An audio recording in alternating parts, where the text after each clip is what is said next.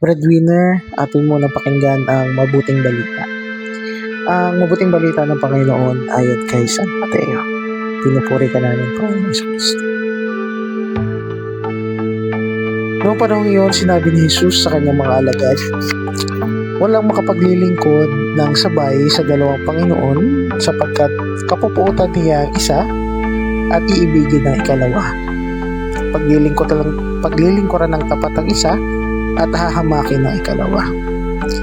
Hindi kayo makapaglilingkod ng sabay sa Diyos at sa kayamanan. Kaya't sinasabi ko sa inyo, huwag kayong mabagabag tungkol sa pagkain at inumin na kailangan ninyo upang mabuhay, o tungkol sa damit na kailangan ng inyong katawan. Hindi ba't ang buhay ay higit na mahalaga kaysa pagkain at ang katawan kaysa pananamit?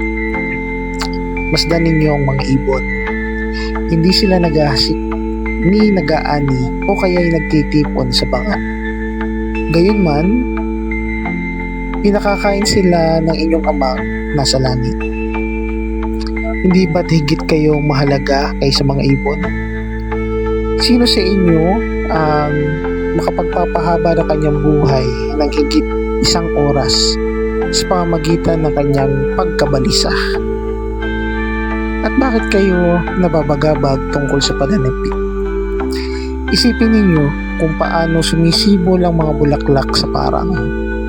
Hindi sila nagpapagal ni humahabi man. Ngunit ito ang sasabihin ko sa inyo. Maging si Solomon ay hindi nakapagsuot ng kasing ganda ng isa sa mga bulaklak na ito.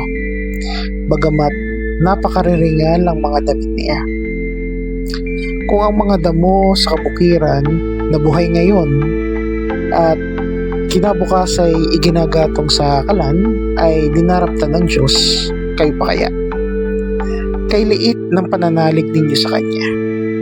Kaya huwag kayong mabalisa tungkol sa inyong kakanin, iinumin o darangting. Sapagkat ang mga bagay na ito ang kinuhumalingan ng mga taong wala pang pananalig sa Diyos. Alam ng inyong amang nasa langit na kailangan ninyo ang lahat ng ito. Ngunit, pag sumikapan ninyo ng higit sa lahat ang pagharian kayo ng Diyos at mamuhay ng ayon sa kanyang kalooban at ipagkakaloob niya ang lahat ng kailangan ninyo. Kaya, huwag ninyong ikababahala ang para sa araw ng bukas. Saka ninyo harapin kapag ito'y dumating. Sapat na sa bawat araw ang kanyang mga asilirin. Ang mabuting balita ng Panginoon. Lupuri ka namin, Panginoon. Good morning, Breadwinner, at ingat ka.